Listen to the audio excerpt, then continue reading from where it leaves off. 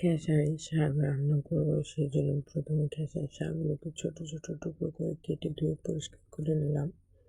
একটি কড়াইতে আমি পানির পরিমাণ মতো দিয়ে ধুয়ে রাখা শাকগুলি এর মধ্যে দিয়ে দিচ্ছি।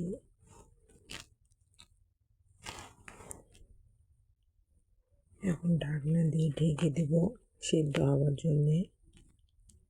কিছুক্ষণ পর আমি এটাকে ঢাকনা তুলে নিয়ে তো সিদ্ধ হয়ে গেছে, ছাঁকনিতে করে নামিয়ে নিচ্ছি। বাড়তি পানিটুকু আমি ছেঁকে ফেলে দিব।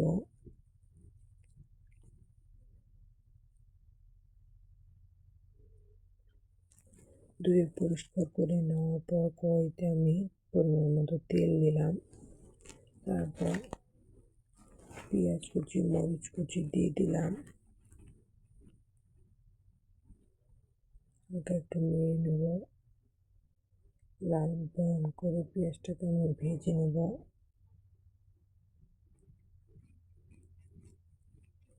পেঁয়াজটা যখন লাল ব্রাউন করা হয়ে যাবে তখন ছেঁকে রাখা শাকগুলো এর মধ্যে দিয়ে দেব।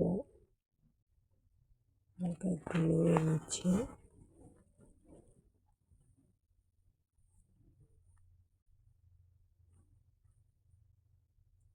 স্বাদ মতো লবণ দিয়ে দেব।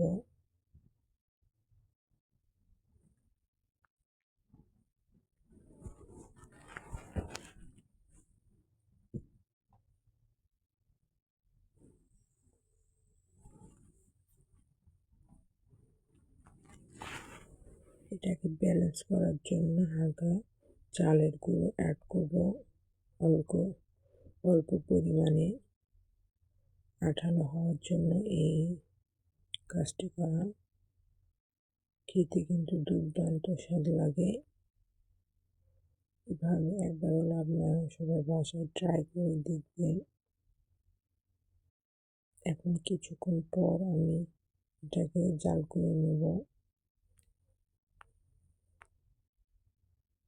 ভালোভাবে যখন মিশানো হয়ে যাবে, আবারও মনে হচ্ছে আর কিছুটা পরিমাণ লাগবে, সেজন্য আবারও কিছুটা দিয়ে নিলাম।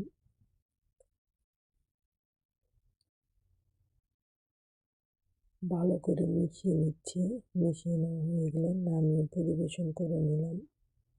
কেমন হয়েছে অবশ্যই কমেন্টে জানাবেন। আজকের ভিডিওটা এ পর্যন্ত। সবাই ভালো থাকবেন, সুস্থ থাকবেন। আল্লাহ হাফেজ।